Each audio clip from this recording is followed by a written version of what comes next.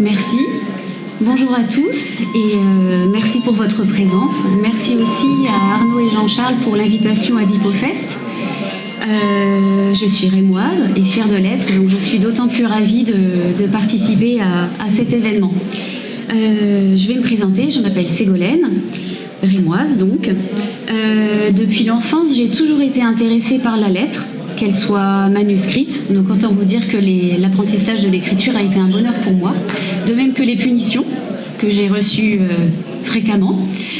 C'était pour moi un exercice de style, donc je proposais même aux copains de faire les leurs et de recopier leur écriture, mais aussi un intérêt pour la lettre imprimée puis numérique à l'écran. Mais née dans les années 80, appartenant à la génération Goldorak, j'ai aussi développé un intérêt très fort pour le Japon. C'est donc assez naturellement que je me suis orientée vers des études d'art appliqué tout d'abord à l'école Estienne à Paris, puis à la Musashino Art University à Tokyo, en faisant un petit passage par Paris 7 pour passer une licence de japonais. Alors, bienvenue dans l'univers de l'écriture japonaise. Avant de commencer la partie pratique, on va faire un petit peu de théorie, notamment sur la langue japonaise et l'écriture japonaise. La langue japonaise écrite remonte au 5e siècle après notre ère, avec l'introduction des caractères chinois, des kanji, littéralement ji, caractère, han ou kan, de la dynastie des Han, donc d'une dynastie chinoise, au 5e siècle après Jésus-Christ. Et ces caractères étaient, comme dans toute écriture, tout d'abord des dessins. J'ai repris une très belle planche réalisée par mon regretté professeur de typeface design à Tokyo, qui a retracé l'évolution des caractères de la forme du dessin jusqu'à la forme typographique. J'ai pris pour exemple le caractère de la femme, qui est un très joli caractère, qui représente un personnage assis. Donc on le voit sous sa forme de dessin.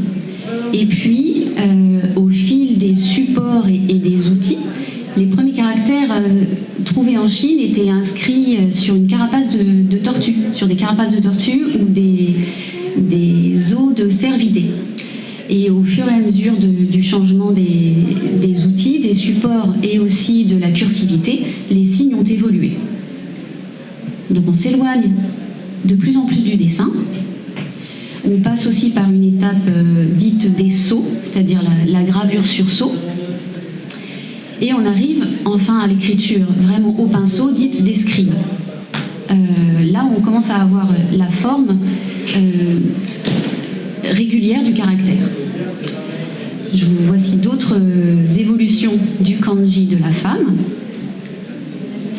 Mais ces kanji étaient donc de l'écriture chinoise qui a été adaptée à la langue japonaise. Mais ça n'a pas suffi à retranscrire certaines spécificités humaines, géologiques, poétiques de la langue japonaise.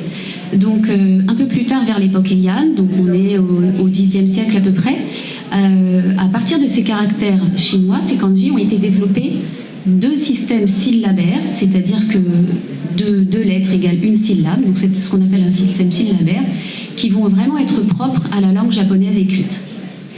Donc on voit l'évolution du kanji de la femme, plus cursif, qui a donné naissance au premier syllabaire qu'on appelle hiragana. Toujours les kanji. Nouvelle évolution du kanji de la femme, qui a donné naissance au deuxième syllabaire qu'on appelle katakana. L'écriture japonaise est donc constituée non pas d'un seul système d'écriture, mais d'au moins 3 systèmes. Mais ça ne s'arrête pas là, puisque nous avons les kanji, sous la forme typographique, les hiragana, les katakana, mais aussi les romaji, ji caractère Roma qui vient de Rome, donc c'est notre alphabet latin, plus les chiffres romains et arabes. On a donc 5 types de caractères différents qui cohabitent ensemble dans une seule langue écrite. Alors, ce qui est un bonheur pour les typographes et les graphistes. Mais ce n'est pas tout. Voilà toujours le caractère de la femme et le caractère évolué en hiragana et en katakana. Et tous les caractères de la langue écrite japonaise sont inscrits dans un même espace, qu'il soit de kanji, qu'il soit hiragana ou qu'il soit katakana. Donc dans le même espace, on peut avoir des kanji très simples, qui signifient un, qui est ou l'unicité, aux kanji les plus complexes, et c'est même pas le plus complexe, il y en a qui font plus de 80 signes, et je pense que les personnes qui portent ce kanji dans leur nom de famille, quand ils doivent signer à la main, c'est pas facile, je pense. Donc dans ce même espace, des signes très simples, des signes très complexes, dans le même style, des signes très statiques, là on a le kanji de la rizière, qui représente les champs de rizière vus de dessus, et des signes beaucoup plus souples, comme les hiragana. Mais ce n'est pas tout, puisque le japonais se compose de différentes manières. Il peut se composer à la verticale, auquel cas il se lit de droite à gauche, mais aussi à l'horizontale, auquel cas il se lit de gauche à droite. C'est donc merveilleux. J'aimerais maintenant revenir sur l'étymologie du mot shodo, qu'on peut traduire par calligraphie japonaise, mais qui vous verrez peut-être un peu réducteur. Le mot shodo est composé de deux kanji, le sho, le kanji de l'écriture, et do, le kanji de la voie.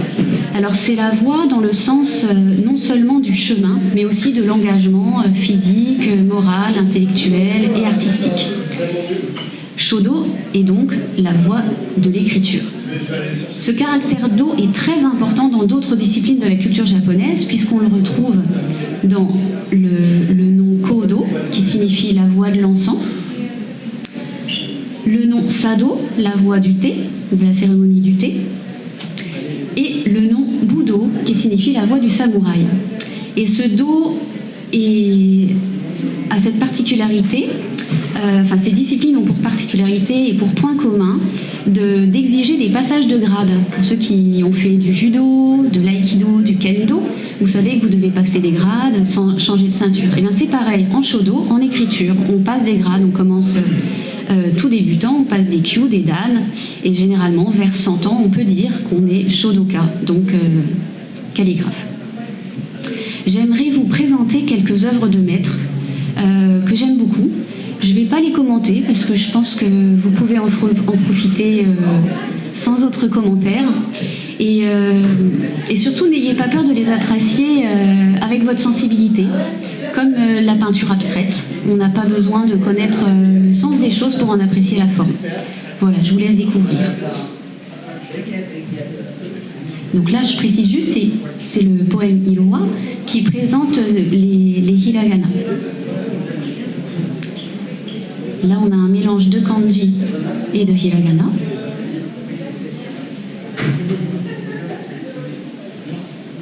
Un haïku, vous avez sans doute déjà entendu ce mot. Là, c'est le henso. Le henso, en zen, c'est une des figures très importantes. On peut passer sa vie à s'exercer à tracer un henso, qui est le cercle.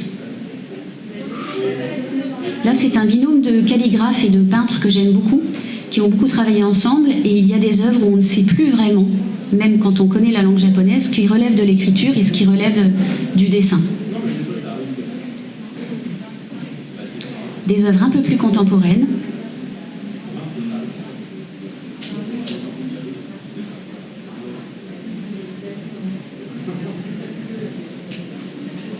Voilà, j'espère que c'est pas très flou. Je voudrais maintenant vous présenter un projet auquel j'ai participé et qui va nous permettre de pratiquer la démonstration. J'ai été contactée par un réalisateur de documentaires japonais qui m'a demandé de faire le title design de son documentaire. Et c'est un documentaire qui met en présence 3 personnalités du monde artistique autour d'un feu de camp, sans intervieweur, sans journaliste, sans guide conducteur. Et c'est donc une discussion à bâton rompu entre différents artistes autour du feu de camp. Et ce documentaire en japonais s'appelle Tamashi no Takibi. Alors Tamashi, ça veut dire âme. No, c'est une particule de complément du nom, une particule grammaticale, comme nous dans complément du nom. Et Takibi, ça signifie le feu, dans le sens feu de camp. Parce qu'il y a différents mots pour dire et écrire le feu en japonais, et celui-ci, c'est vraiment le mot du feu de camp, le feu qu'on fait, le feu de bois. Voilà, donc on peut traduire ce titre par le feu de l'âme, ce qui est plutôt un joli titre. Donc avec le réalisateur, on s'est posé la question de comment composer ce titre. Premièrement avec quel caractère et ensuite à la verticale ou à l'horizontale. Donc on a fait plusieurs essais, tout d'abord en typographie. Là, Tamashi no Takibi est écrit tout en hiragana. En katakana, vous pouvez apprécier les différences de types de signes entre les hiragana courbes et anguleux et les katakana plus géométriques et moins manuscrits. En kanji, avec juste le petit no entre Tamashi et Takibi, puisque c'est une particule grammaticale, donc on la laisse en hiragana, ou alors un mix avec âme écrit en kanji, no en hiragana, taki, le taki de Takibi, qui est écrit en katakana, et le hi de feu en kanji.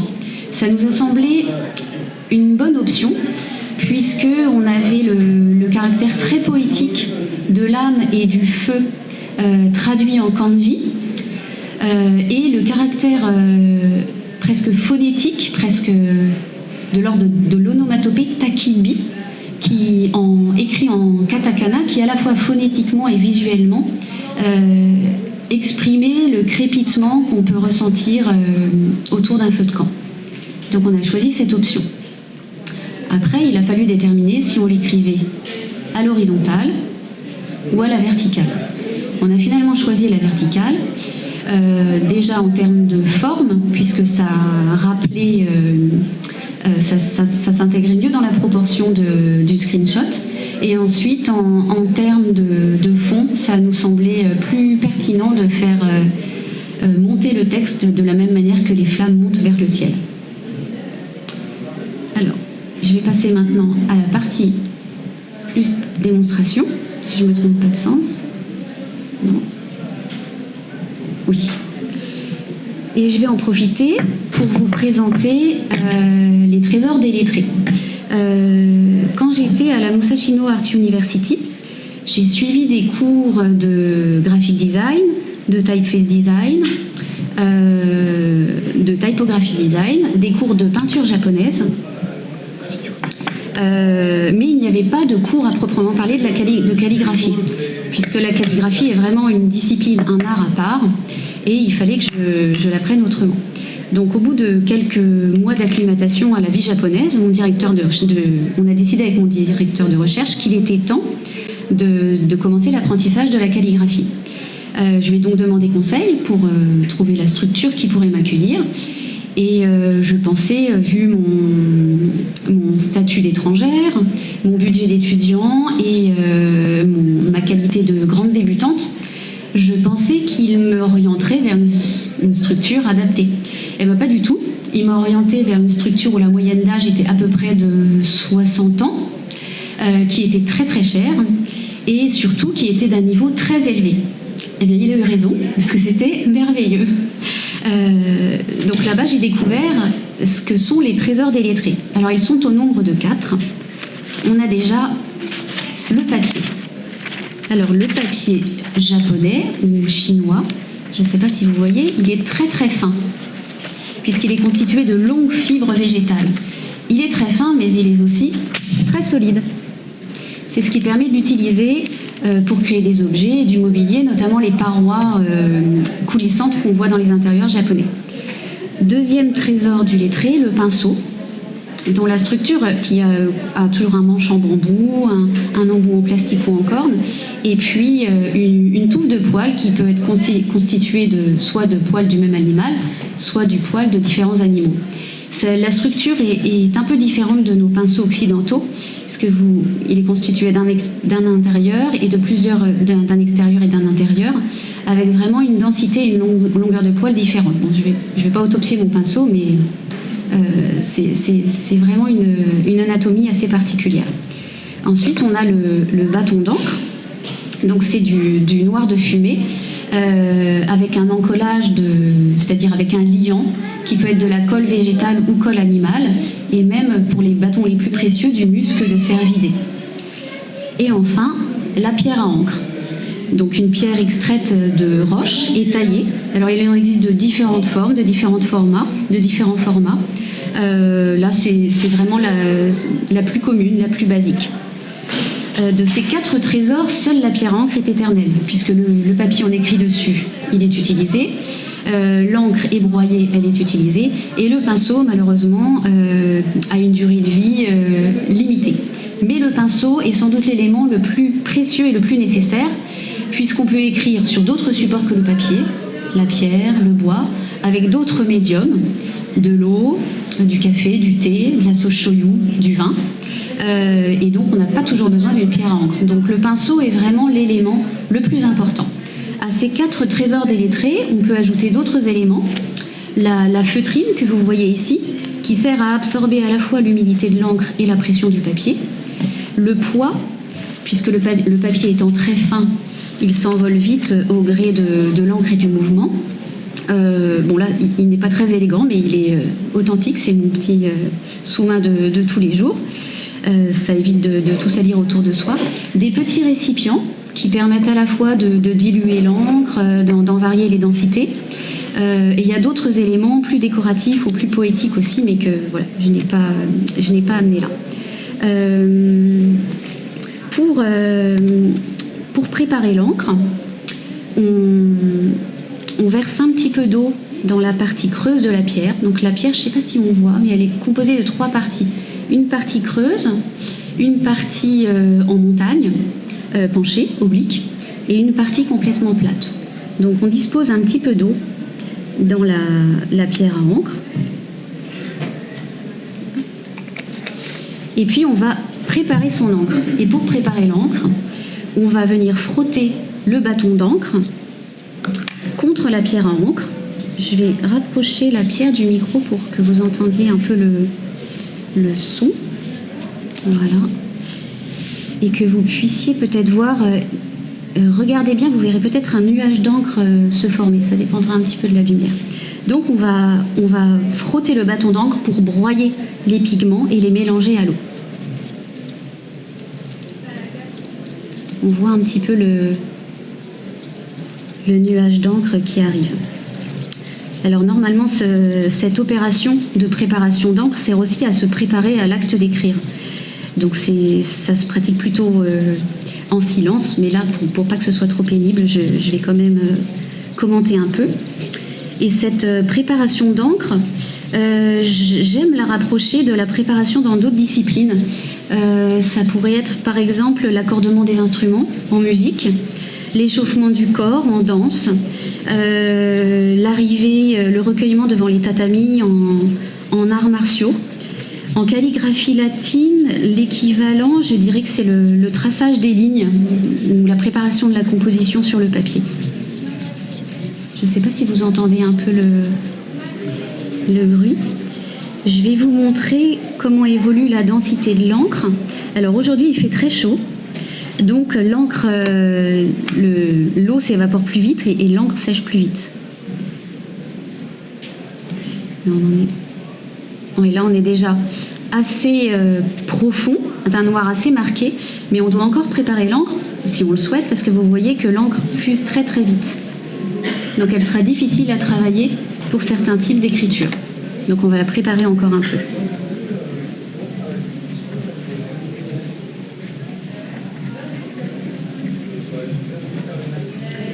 Alors on peut broyer l'encre de différentes manières. Il y a différentes écoles, soit à la verticale, vous voyez, en traçant des traits verticaux, soit en écrivant, et c'est vrai que c'est naturellement la technique qui m'est venue, en écrivant le caractère no, vous savez, le petit hiragana de complément du nom qu'on a vu tout à l'heure dans le titre.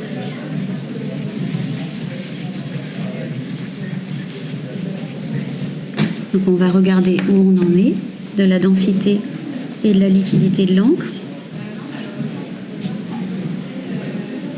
Vous voyez, on est déjà un petit peu plus sec ici que là. On va la retravailler encore un petit peu.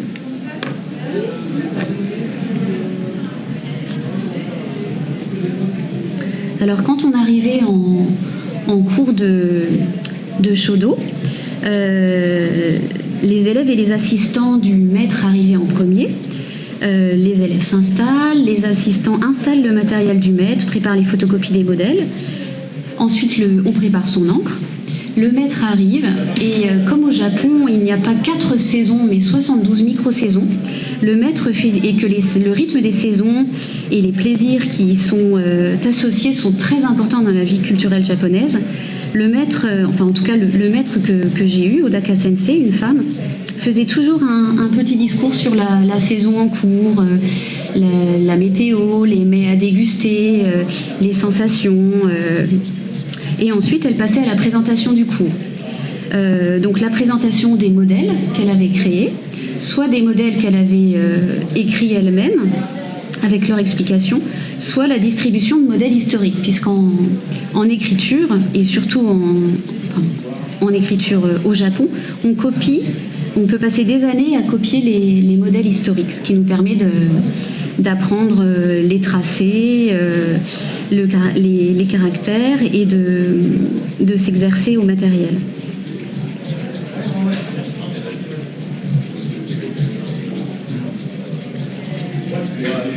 Alors on va retester l'encre.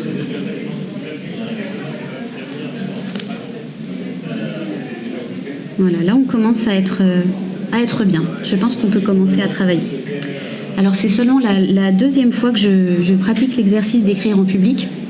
La première fois c'était compliqué, j'ai beaucoup tremblé. Donc je me remets à votre indulgence si mes mains tremblent et que les traits ne sont pas très assurés. Le premier caractère qu'on commence à tracer, alors oui aussi, très important, après avoir broyé son encre, on essuie tout de suite son bâton d'encre. Parce que contrairement à la pierre à encre qui peut venir d'une grotte, les plus précieuses viennent de grottes de dragon et apprécient l'humidité, les bâtons d'encre n'aiment pas du tout l'humidité, ils peuvent se craqueler et après deviennent difficilement utilisables. Voilà, vous allez les sécher. Le premier trait qu'on apprend à tracer, on l'a vu tout à l'heure dans les kanji, c'est le plus simple, c'est le 1.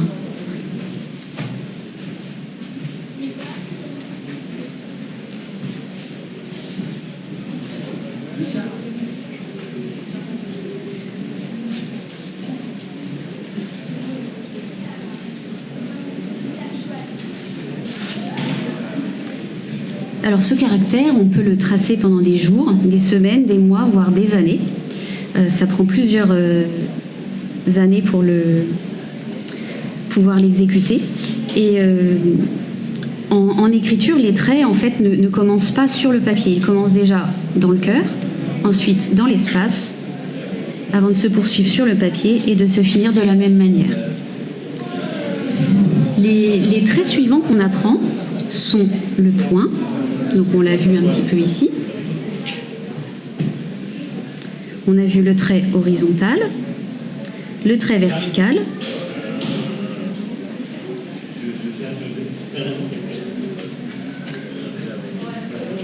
le trait fouetté vers la droite, le trait fouetté vers la gauche, un autre trait fouetté plus droit vers la gauche, et enfin celui-ci. Alors là, mon pinceau s'est un petit peu décroché, ce qui explique la ligne blanche au milieu du trait. Et la magie de ces 8 traits, c'est qu'en fait, ils peuvent constituer un kanji. C'est le deuxième kanji qu'on apprend généralement à tracer. Donc le point, le trait horizontal, le trait vertical avec sa plume, le premier trait fouetté, le deuxième, le trait fouetté droit. Je remets en place mon pinceau à chaque fois parce qu'il montre des signes de faiblesse. Et ce caractère signifie l'éternité. Donc c'est plutôt un joli mot pour apprendre les 8 traits fondamentaux de l'écriture japonaise. On va le retracer une autre fois.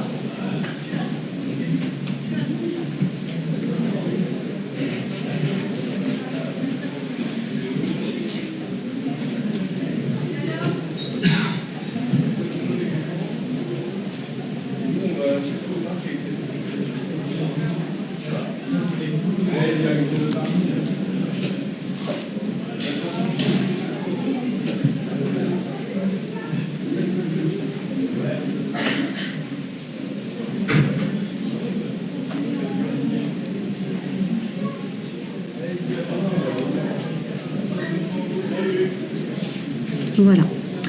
Est-ce que vous vous souvenez des caractères du titre Tamashii no Takibi qu'on avait décidé d'écrire en kanji? Il y en avait deux.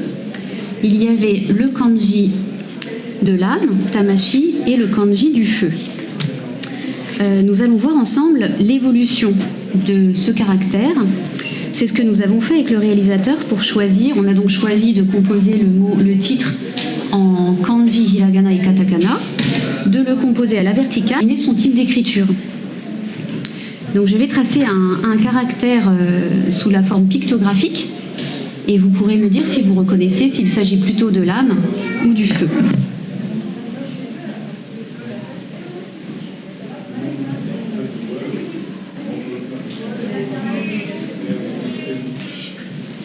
Est-ce que vous sauriez me dire, les enfants peut-être, s'il s'agit de l'âme ou du feu?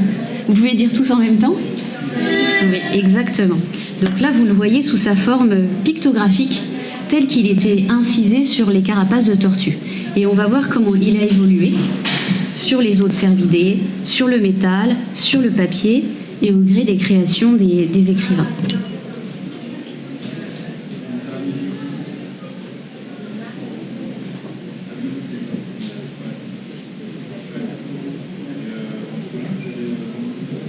Est-ce qu'on voit toujours un feu? Oui, mais on peut voir aussi, il peut être confondu avec une couronne ou une montagne. Mais c'est bien le feu. Vous allez voir qu'il va encore évoluer.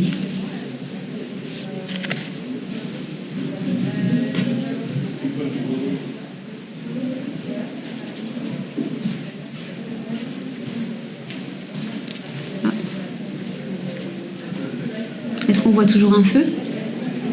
Ouais, le feu commence à disparaître et c'est pas fini.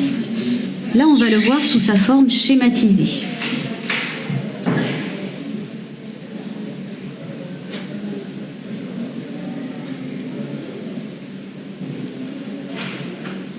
Il ressemble de moins en moins à un dessin. Je vais vous laisser à chaque fois la version précédente pour que vous puissiez apprécier le changement.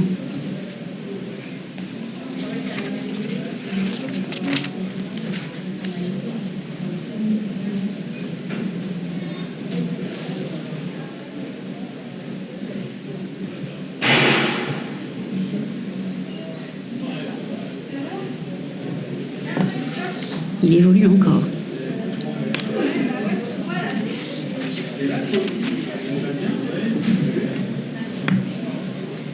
Là, je vais écrire à la manière stabilisée. En fait, souvent on traduit ce type d'écriture par écriture régulière, mais je trouve cet adjectif un peu dépréciatif pour les autres styles.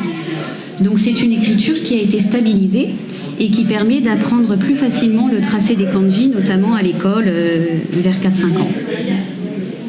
Donc vous verrez qu'on s'éloigne un petit peu des formes évidemment pictographiques.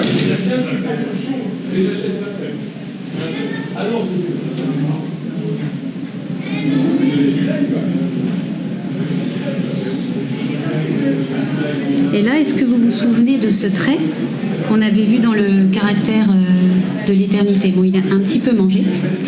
Je vais peut-être en retracer un autre.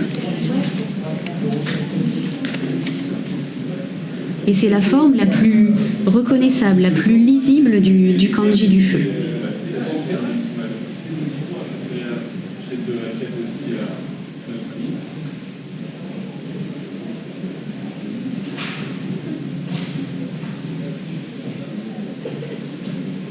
Voilà. On va observer maintenant un changement dans la forme, puisqu'on va gagner en cursivité. La cursivité, c'est quand on écrit plus vite, plus rapidement, et vous allez voir que ça influence la forme du signe.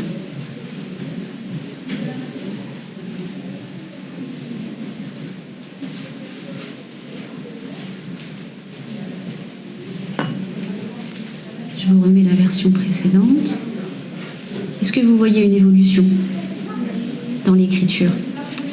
Je vais vous demander maintenant de faire attention à un trait en particulier, je vais vous le montrer, qui va vraiment évoluer.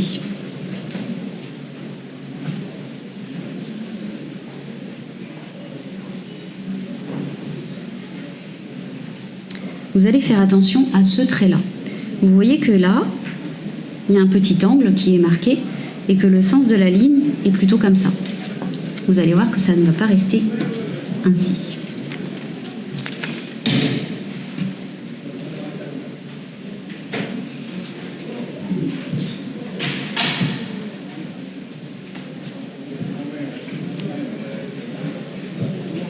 Alors là, le papier m'a un peu échappé, mais on peut remarquer que contrairement à la version précédente, il n'y a plus d'angle et le trait est droit.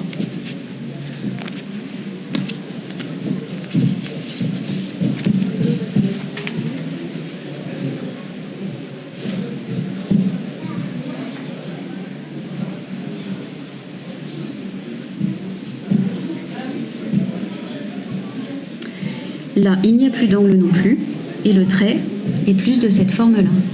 Ah, il y a un petit retour, je vois. On continue notre exploration du feu avec des formes de plus en plus cursives. Plus on est cursif, plus les différents traits entre eux sont liés. On a ce qu'on peut appeler, nous, en alphabet latin, des ligatures.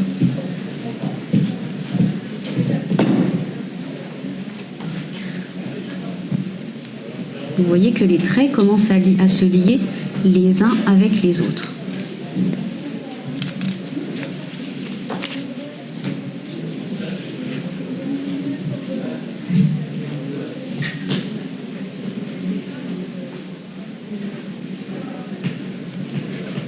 Là, on reconnaît de moins en moins le signe écrit en écriture stabilisée.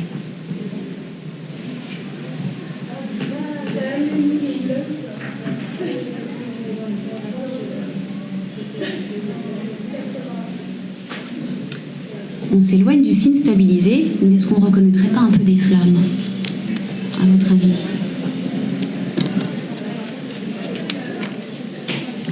Et enfin, la forme la plus souple.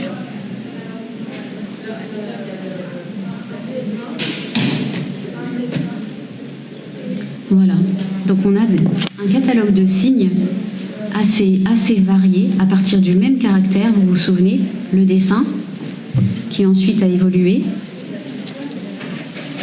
en caractère plus schématique, stabilisé et tout à fait cursif. Avec le réalisateur, on s'est posé la question de savoir quel serait le caractère, le style d'écriture le plus adapté à la graphie du mot, le feu de l'âme, sur un fond de feu. Et on a trouvé d'une manière sensorielle que c'est ce type de graphie qui nous intéressait le plus pour le titre.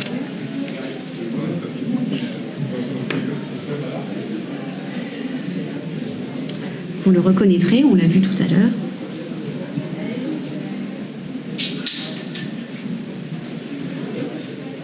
Voilà, on s'est dit que celui-ci conviendrait bien.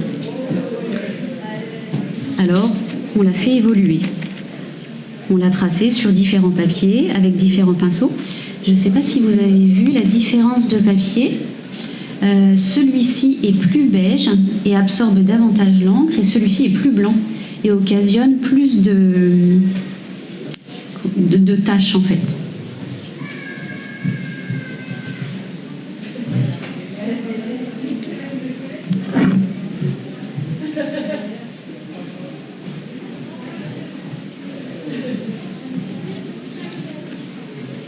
Et on est arrivé à la décision d'écrire ce titre en Shin-Shōge.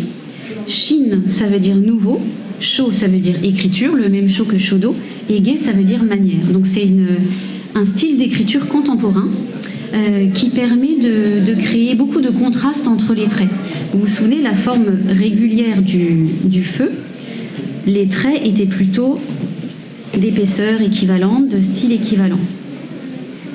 Mais dans le cas de Shin-Shōge, on peut éclater les traits du signe, on peut créer de grands contrastes de graisse ou de texture. Et pour évoquer l'aspect crépitement du feu, rappeler à la fois les étincelles, le crépitement des étincelles et aussi la sensualité des flammes, on a décidé de créer un contraste de traits.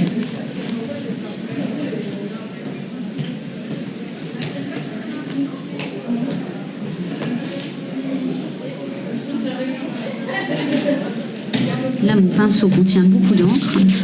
Donc les traits sont très noirs et finalement assez peu lisibles. Je vais essayer de le désancrer un peu.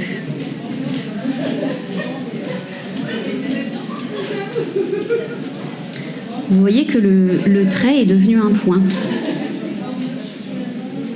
Et que les deux traits sont liés,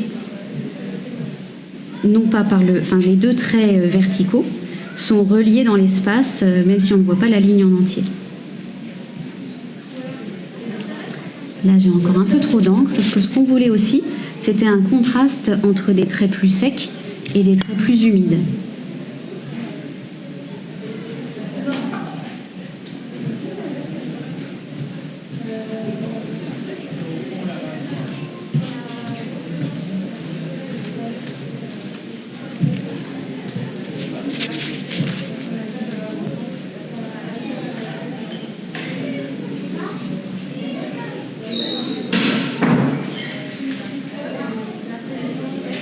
Voilà à peu près la forme que nous avons retenue, les tremblements en moins.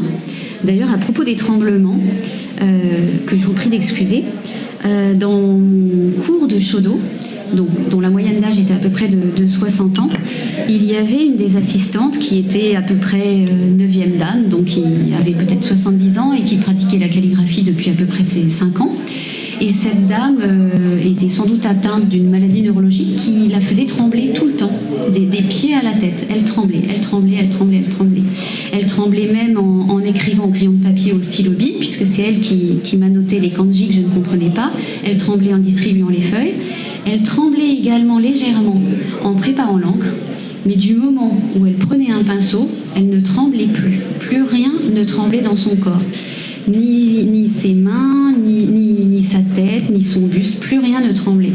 Alors j'aimerais me rapprocher d'un neurologue pour savoir s'il y a quelque chose dans le cerveau, quand on pratique certaines activités, dont le shodo, l'écriture, peut-être la tenue du pinceau, qui est différente de nos outils à nous, puisqu'on est complètement dans le vide, on ne met pas sa main, son poignet ou son bras contre une surface. Il doit y avoir quelque chose neurologiquement qui se passe à ce moment-là, qui fait qu'on peut trembler de la vie et on peut ne pas trembler en écriture. Bon, moi, là, aujourd'hui, c'est l'inverse et je vous prie de m'en excuser. On va revenir en projection et je voudrais vous montrer le résultat de ces recherches. Non, c'est l'autre sens, pardon. Voilà, donc on était resté sur l'idée d'une composition mixte à la verticale. Donc voilà finalement le titre décliné en entier à la manière du feu dont nous avons vu l'évolution, donc en Shin-Shoge, et appliqué sur le générique. J'aimerais maintenant vous présenter l'exercice des cartes de vœux. Au Japon, même en 2023, on continue à écrire des cartes de vœux. C'est un exercice très important dans la culture japonaise. Et en japonais, on a le choix de ce qu'on va écrire. Alors souvent, on peut écrire un texte qui souhaite la bonne année, mais on peut aussi signifier l'animal du zodiaque, qui est très important et que tout le monde comprend. Là, on est dans l'année du lapin. Tout le monde sait au Japon qu'on est dans l'année du lapin. Alors là, pour l'année 2019, c'était l'année du sanglier. Et on peut l'écrire avec deux kanji différents. Voilà, le kanji version 1, le kanji version 2, on choisit. On peut, comme on l'a vu, l'écrire aussi en hiragana ou en katakana. Et on peut même écrire juste l'initiale du mot en hiragana ou katakana. On choisit, en fait. Et chaque année, moi, je choisis le caractère, le style d'écriture, le papier, le pinceau et l'encre, qui me semble non pas illustrer le mieux l'animal, mais l'exprimer. Donc pour le sanglier, j'avais choisi une écriture Reisho qui rappelle le côté robuste et horizontal du sanglier. Pour 2020, l'année de la souris, je vous présente encore les deux versions de kanji, les hiragana, katakana et les initiales. Et là, j'avais choisi de l'écrire en hiragana parce que j'imaginais une souris petite, souple et agile. Pour l'année du bœuf en 2021, j'avais choisi ce kanji que je trouvais très musculeux. J'imaginais un bœuf musculeux. Pour 2022, l'année du tigre, J'ai eu envie de mettre en valeur le côté graphique et ondulant du tigre. Et pour cette année, l'année du lapin, alors on m'a fait remarquer que ça ressemblait un peu à un lapin. En fait, on voit une grande oreille, on voit un lapin de profil, une grande oreille qui dépasse, des petites fesses rebondies et les petites pattes de derrière qui donnent l'impulsion. Ce qui est très important en écriture japonaise, en shodo, contrairement à ce que peut supposer le mot calligraphie, qui signifie belle écriture en grec, l'important ce n'est pas de faire beau, mais de faire vivant. Quand on écrit, il faut qu'il se passe quelque chose. Alors, souvent on le ressent après avoir écrit, on se dit « Ah, il s'est passé quelque chose ». Parfois on le ressent pendant qu'on écrit, et il arrive même qu'on le ressente avant d'écrire. De la même manière que dans certains arts martiaux, le combat est inutile, puisqu'avant même de se confronter, on sait qui va gagner, en fait. Donc dans les cartes de vœux, c'est un peu l'exercice que j'essaye de m'imposer. Je ne sélectionne pas, j'écris le kanji de l'animal sous plusieurs formes, le kanji ou le hiragana katakana sous plusieurs formes. Et je ne choisis pas celui qui me paraît le plus beau, mais je choisis toujours celui qui m'a semblé vivant quand je l'ai écrit. Ça, c'est vraiment très important. Et dans ce sens, l'écriture se rapproche davantage de la pratique de la musique et de la danse plutôt que de la peinture et du dessin. Vous l'avez vu, le papier est fin, l'encre fuse. On ne peut jamais revenir en arrière. C'est vivant ou c'est pas vivant. C'est l'un ou l'autre. Mais on ne peut pas tricher comme en calligraphie latine. On peut rattraper d'un coup de plume, d'un coup de calame, d'un coup de pinceau. Même sur un papier plus épais, on peut gratter.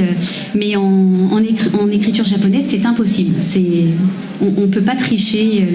Ça se voit tout de suite. Et c'est ce que j'aime dans cette discipline, c'est qu'on doit être vraiment engagé et honnête, ne pas chercher à faire beau, mais à écrire vivant. Et en ce sens, c'est un art de l'instant, au même titre que la musique. On fait ses gammes pendant des heures, et puis on se produit. Comme en danse, on s'exerce à ses steps pendant des heures, et puis on se produit. Eh bien, en art martial aussi, on s'exerce, on fait ses katas et puis on combat. Ben, le shodo, c'est pareil, on s'entraîne des heures, des jours, des semaines, des mois, des années, pour un instant. Et à ce titre, il y a un calligraphe japonais dont j'aime beaucoup les œuvres, qui est toujours en vie, qui s'appelle Kakinuma Oji, qui, quand il avait 33 ans, a exposé aux États-Unis. Et un critique lui a dit ce que vous faites, ça n'a aucune valeur puisque ça prend quelques secondes. Et vous avez vu que même avec mon inexpérience et mes tremblements, ça peut aller très vite d'écrire. Et là, le calligraphe japonais a réfléchi, il a dit oui, c'est vrai que dans l'instant, ça prend quelques secondes. Mais en fait, ça m'a pris 33 ans et quelques secondes. Et un autre calligraphe que j'aime aussi beaucoup, à 80 ans, disait « Oh, j'ai de la chance parce que je n'ai que 80 ans. Il me reste encore au moins 20 ans pour devenir un calligraphe. » Donc on peut commencer tout petit, mais il faut presque un siècle pour être un bon calligraphe. Je crois que c'est tout. Merci beaucoup.